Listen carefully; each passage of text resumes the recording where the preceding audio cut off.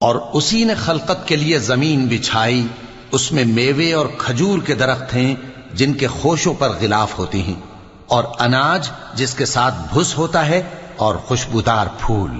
تو اے گروہ جن و انس، تم اپنے پروردگار کی کون کون سی نعمت کو جھٹلاؤ گے؟ اسی نے انسان کو ٹھیکرے کی طرح کھنکھناتی مٹی سے بنایا اور جنات کو آگ کے شعلے سے پیدا کیا، تو تم اپنے پروردگار کی کون کون سی نعمت کو جھٹلاؤ گے؟ وہی دونوں مشرقوں اور دونوں مغربوں کا مالک ہے، تو تم اپنے پروردگار کی کون کون سی نعمت کو جھٹلاؤ گے؟ اسی نے دو دریا رواں کیے جو آپس میں ملتے ہیں، مگر دونوں میں ایک آڑ ہے کہ اس سے تجاوز نہیں کر سکتے، تو تم اپنے پروردگار کی کون کون سی نعمت کو جھٹلاؤ گے؟